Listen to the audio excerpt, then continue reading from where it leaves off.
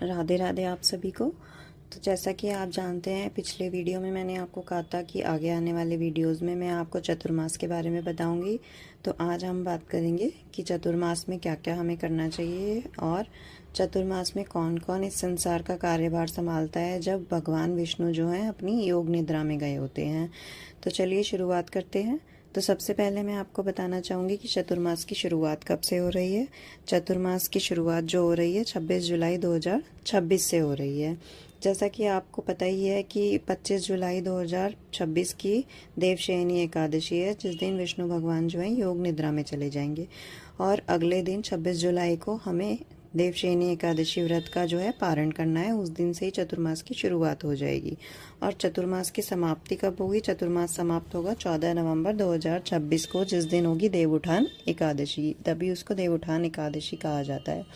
तो जब भगवान विष्णु जो है अपनी योग निद्रा में होंगे तो वो अपना कार्यभार जो है 4 महीने चतुर्मास के लिए दूसरे भगवानों को अपना कार्यभार देकर जाएंगे। तो सबसे पहले 1 महीने के लिए सावन आएगा। सावन में जो चतुर्मास में जो पहला मास है, उसमें सावन में शिव और उनके परिवार जो है इस संसार का कार्यभार संभालेंगे। उसके बाद हमारे आ जाएंगे गणेश भगवान, जो शिव भगवान के पुत्र हैं। वो इस संसार में कार्यभार संभालेंगे। उसके बाद 15 दिन के लिए आपके पितर आ जाएंगे। पितृ देवता जो है वो धरती पर ही रहते हैं, वो इस संसार का कार्यभार संभालते हैं। उसके बाद आपके नवरात्रि शुरू हो जाएंगे। नवरात्रों में माता रानी संभालेंगी, माता रानी इस संसार की देखरेख करेंगी। उसके बाद जो है आप, जैसा कि आप सब जानते हैं, दिवाली आ जाती है और आपके और भी धनतेरस, गोवर्धन, ये सारे त्यौहार आ जाते हैं। तो उस टाइम पे आपके कुबेर भगवान जो हैं वो इस संसार का कार्यभार संभालते हैं।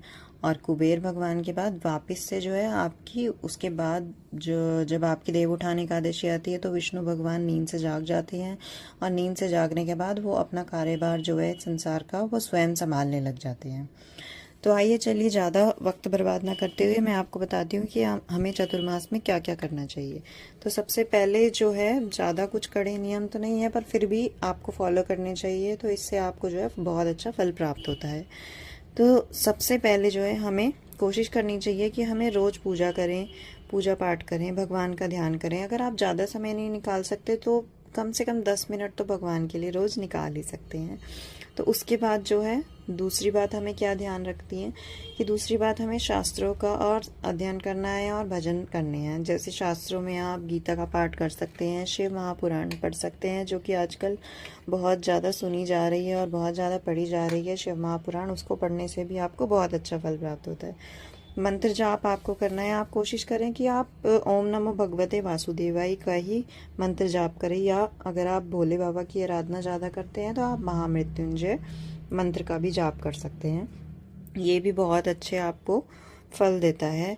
मंत्र जाप आप जितना करेंगे उतने जो है आपके कष्ट कम होंगे, आपके जीवन से पाप हटेंगे और आपके कर्म सुधर जाएंगे।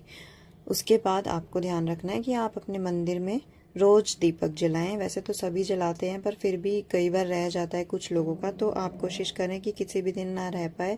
अगर आप अपनी मतलब कुछ 5 दिनों के गैप पर हैं तो आप किसी और से दीपक जलवा दें, उसको स्किप ना करें। तो उसके बाद आप कोशिश करें कि आप मंदिर में भी दीपक जला दें तो बहुत ही अच्छा रहेगा। अगर आप मंदिर नहीं जा सकते हैं, आपके घर के आसपास जो मंदिर है आप वहाँ नहीं जा सकते हैं, तो आप कोशिश करिए कि आप अपने घर के मंदिर में दीपक जरूर जलाइए, ध्यान कीजिए, जप कीजिए, गीता का पाठ कीजिए, महामृत्युंजय का पाठ कीजिए। उसके बाद बारी आती है तुलसी जी की। इस चतुर्मास में तुलसी जी की पूजा करने का बहुत ही अच्छा फल मिलता है। तो आप कोशिश करें कि रोज तुलसी जी के आगे दीपक जलाएं। उनकी 1, 2 या 1, 5, 11 जितनी आप परिक्रमा कर सकें उतनी परिक्रमा करें। और उसके बाद आप गौ माता की जितनी सेवा कर सकते हैं आप कोशिश कीजिए कि गौ माता को 1 रोटी या चारा थोड़ा बहुत रोज या 1-2 दिन बाद आप खिलाते रहें। उससे क्या होगा, गौ माता भी आपको आशीर्वाद देंगी। और हाँ, सबसे बड़ी बात, जैसे आप जानते हैं कि सावन का मौसम है, बारिश बहुत होती है, तो आप कोशिश करें जितने ज़्यादा पेड़ आप लगा पाएँ तो आप उनको लगाएं। उससे क्या है, एक तो प्रकृति को भी अच्छी ऑक्सीजन प्राप्त होगी, आप लोगों की हेल्थ भी अच्छी रहेगी। तो जितना आप पौधे लगाएंगे उससे आपके आसपास की वायु भी स्वच्छ रहेगी और आपको उसका फल भी मिलेगा। कोशिश करें 4 बेलपत्र के पौधे या पेड़ जो हैं आप इस चतुर्मास में ज़रूर लगाएं, इससे बहुत अच्छा फल मिलता है। तो चलिए इस वीडियो को यहीं ख़त्म करते हैं।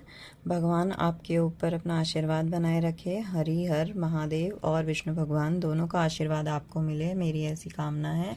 और भगवान आपको अपनी जो है अच्छी स्वच्छ वायु भी प्रदान करें और आपके जीवन में बहुत सारी खुशियाँ लेकर आएँ। तो चतुर्मास के बारे में मैंने आपको बता दिया। अब चतुर्मास में क्या ना करें इसकी वीडियो मैं एक अलग से बनाऊंगी, तो प्लीज़ आप मेरे चैनल को फॉलो करना ना भूलें। इसको सब्सक्राइब ज़रूर करें और लाइक बटन को प्रेस कर दें। और मेरी वीडियो में आपको लड्डू गोपाल जी की ड्रेसेस कैसी लगी वो ज़रूर बताएं कमेंट करके। ये जो ड्रेसेस है ये मेरे लड्डू गोपाल जी की कलेक्शन है, जो मेरे घर में लड्डू गोपाल जी हैं। तो आप मेरे चैनल को ज़रूर सब्सक्राइब कर दीजिए जल्दी से और बेल आइकन को भी प्रेस कर दीजिए। राधे राधे।